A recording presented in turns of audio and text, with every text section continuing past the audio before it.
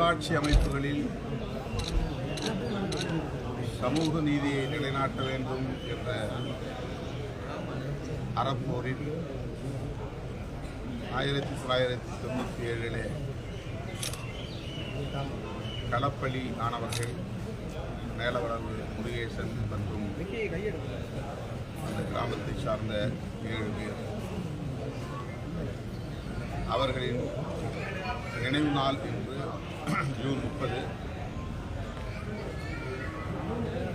மேலவளவிலே நிறுவப்பட்டிருக்கிற விடுதலை களம் என்னும் நினைவிடத்தில் ஆண்டுதோறும் அந்த மாவீரர்களை நினைவு கூர்ந்து வீர வணக்கம் செலுத்துகிறோம்.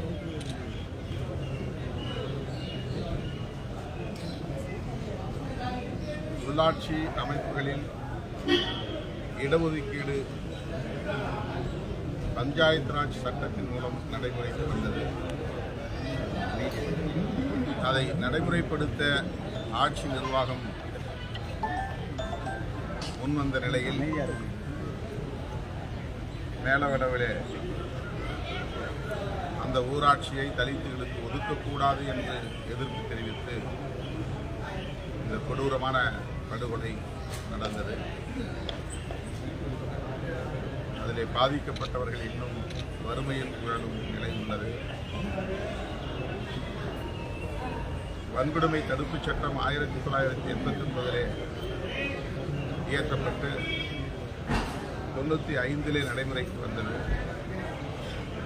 அதன் பிறகு நடந்த படுகொலைதான் 97 நடந்த படுகொலைதான் மேலவளம் படுகொலை. அந்த சட்டத்தின்படி அவர்களுக்கு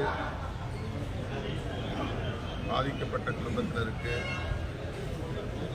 போதிய இழப்பீட்டை அப்போதைய சூழலில் அரசு வழங்கவில்லை.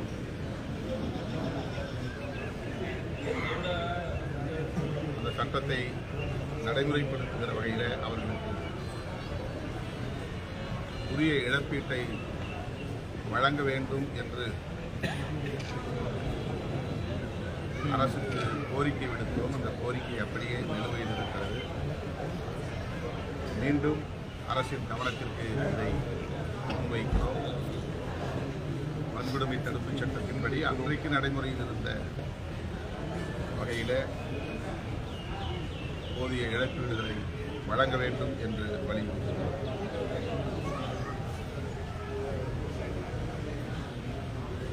விக்கிரவாண்டி இடைத்தேர்தலில்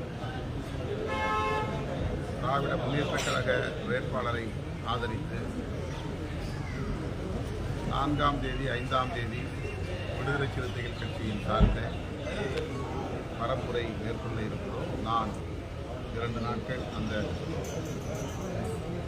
தொகுதியில் வாக்கு சேகரிப்பில் ஈடுபட உள்ளேன். கள்ளச்சாராய சாவுகள், நச்சு சாராய சாவுகள் தமிழ்நாட்டில் மட்டுமின்றி இந்தியா முழுவதும் அவ்வப்போது நிகழ்ந்து வருகின்றன. இதற்கு முழு மதுவிலக்கு ஒன்றுதான் தீர்வு.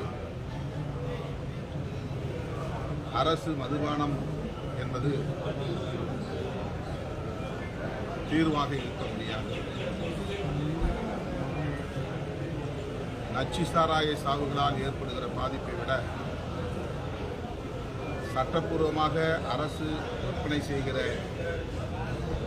மதுபானங்கள் மனித வளத்தை பெருமளவில் சேதப்படுத்துகிறது. இளம் தலைமுறையினர் ஆற்றல் இழந்து செயலிழந்து பாழ்பட்டு வருகின்றனர். இதனால் ஏற்படுகிற பாதிப்பு தேசத்திற்கு வேறு இழப்பு என்பதை அரசு உணர வேண்டும். ஆகவே மாநில அரசுகள் மட்டுமின்றி இந்திய ஒன்றிய அரசு மதுவிலக்கு கொள்கை குறித்து பரிசீலிக்க வேண்டும். மதுவிலக்கு கொள்கையை காந்தியடிகள் மட்டுமின்றி புரட்சியாளர் அம்பேத்கர் போன்ற சமகால தலைவர்கள் வலியுறுத்தி வந்திருக்கிறார்கள். ஆகவே தேசிய அளவில் மதுவிலக்கு கொள்கையை நடைமுறைப்படுத்த வேண்டும். அப்போதுதான் ஒட்டுமொத்தமாக கள்ளச்சாராயம் காய்ச்சுவதையும் தடுக்க முடியும். மெத்தனால் என்கிற நச்சு ஆல்கஹால் கள்ளச்சந்தையிலே முழங்குகிறது. அதற்கு பின்னால் ஒரு கும்பல் இயங்குகிறது. அந்த மாஃபியா கும்பல் யார் என்பதை கண்டறிந்து அவர்கள் மீது நடவடிக்கை எடுக்க வேண்டும். வெறுமன கள்ளச்சாராயம் விற்ற ஓரிருவரை கைது செய்வது, கவனக்குறைவாக இருந்த அதிகாரிகள் மீது நடவடிக்கை எடுப்பது என்பது போதுமான நடவடிக்கை அல்ல. மெத்தனால் மாஃபியா கும்பலை கண்டறிந்து அவர்கள் மீது கடும் நடவடிக்கை எடுக்க வேண்டும். தற்போது அந்த சட்டத்தில் கொண்டு வந்திருக்கிற திருத்தம் தண்டனையை அதிகரிக்க செய்கிறது அல்லது காவல்துறை அதிகாரிகளின் மீது பொறுப்பை சுமத்துகிறது என்பது சற்று ஆறுதலான ஒன்றாக இருந்தாலும் கூட முழு மதுவிலக்கை நடைமுறைப்படுத்துவதற்கு முதல்வர் முன் வர வேண்டும்.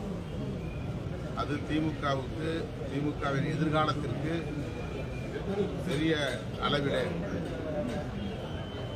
வெகுமக்களிடையே செல்வாக்கை பெருக்கும்.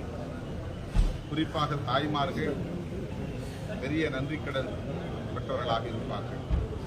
கள்ளக்குறிச்சியிலே நான் நேரடியாக சென்று மக்களை சந்தித்த போது கள்ளச்சாராயத்தை ஒழியுங்கள் என்று மக்கள் சொல்லவில்லை, அரசு மதுபான கடைகளை மூடுங்கள் என்றுதான் சொன்னார்கள். அதுதான் மக்களின் கோரிக்கையாக இருக்கிறது. ஆகவே தமிழ்நாடு அரசு, மாண்புமிகு முதல்வர் அவர்கள் அரசு மதுபான கடைகளை படிப்படியாக மூடுவதற்கு உரிய நடவடிக்கைகளை மேற்கொள்ள வேண்டும் என்று வலியுறுத்தி செப்டம்பர் 17 தந்தை பெரியாரின் பிறந்த நாளை முன்னிட்டு மது ஒழிப்பு மகளிர் மாநாட்டை விடுதலை சிறுத்தைகள் கட்சி நடத்த திட்டமிட்டிருக்கிறோம். பல லட்சம் பேர் பங்கேற்கிற மாநாடாக இந்த மாநாடு ஒருங்கிணைக்கப்படும். நாடாளுமன்றம் வருகிற ஜூலை 3ஆம் தேதி வரையில் நடைபெற உள்ளது. குடியரசுத் தலைவர் உரை மீதான நன்றி தெரிவிக்கும் தீர்மானத்தில் அனைத்து கட்சிகளும் விவாதத்தில் பங்கேற்க உள்ளோம். குடியரசுத் தலைவரின் உரை இருந்த ஏமாற்றம் அளிக்கக்கூடிய ஒரு உரை, உண்மைக்கு மாறான உரை. இந்திய மக்கள் பாஜகவுக்கு அறுதி பெரும்பான்மை, தனிப்பெரும்பான்மை தந்திருக்கிறார்கள், நிலையான அரசை தந்திருக்கிறார்கள் என்றெல்லாம் தவறான கருத்தை குடியரசுத் தலைவரே அவையில் பதிவு செய்தது அதிர்ச்சி அளிக்கிறது. கடந்த தேர்தலின் போது பெற்ற எண்ணிக்கையை விட இந்த தேர்தலில் 63 இடங்கள் குறைவு பாஜகவில். தனி பெரும்பான்மை தனிப்பட்ட முறையிலே பாஜகவுக்கு கிடைக்கவில்லை. அயோத்தியில் அவர்கள் ராமர் கோவிலை கட்டி பல ஆயிரம் கோடிகளை அதற்காக செலவழித்து அதை இந்திய அளவிலே பரப்பி அரசியல் ஆதாயம் தேட முயற்சித்தார்கள். ஆனால் அயோத்தி இடம்பெற்றிருக்கிற ஃபைசாபாத் தொகுதியிலேயே பாஜக படுதோல்வியை சந்தித்தது. இந்து சமூகத்தை சார்ந்தவர்கள் பிஜேபியை வீழ்த்தியிருக்கிறார்கள் ஃபைசாபாத் அயோத்தி. இதுதான் யதார்த்தமான உண்மை. ஆனால் குடியரசுத் தலைவர் பாஜகவுக்கு தனிப்பெரும்பான்மை வழங்கியிருக்கிறார்கள் என்று தவறான கருத்தை பதிவு செய்திருப்பது அவர் எந்த அளவுக்கு பாஜக சார்புள்ளவராக இருக்கிறார் என்பதை பார்க்கிறது. மேலும் அந்த உரையில் ஆக்கப்பூர்வமான தகவல்கள்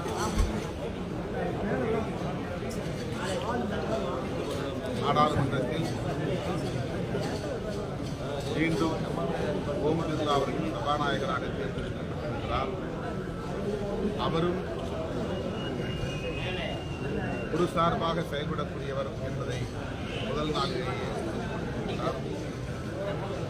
ஆளுங்கட்சிக்கு சாதகமாக ஆளுங்கட்சி கருத்துக்களை அனுமதிப்பது, அதை பதிவு செய்வது அவருடைய அணுகுமுறையாக இருக்கிறது.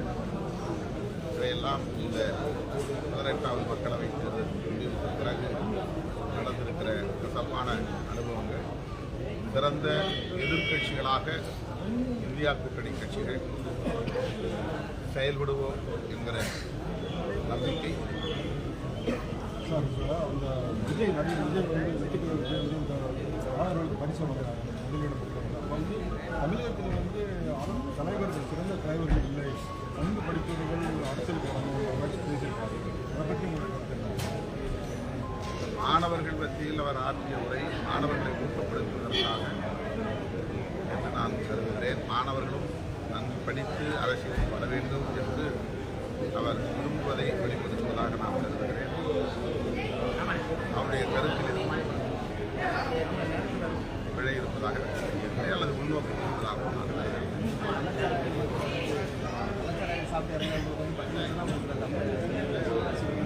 சிவகாசி வெடி விபத்திலே பந்துவார்பட்டியில் நடந்த வெடி விபத்திலே பாதிக்கப்பட்ட 4 குடும்பத்தினருக்கும் தலா 10 லட்சம் ரூபாய் இழப்பீடு வழங்க வேண்டும் என்று விடுதலை சிறுத்தைகள் கட்சியின் சார்பில் தமிழக அரசுக்கு நான் வேண்டுகோள் வைக்கிறேன். தமிழக முதல்வர் அவர்கள் பரிசீலிக்க வேண்டும்.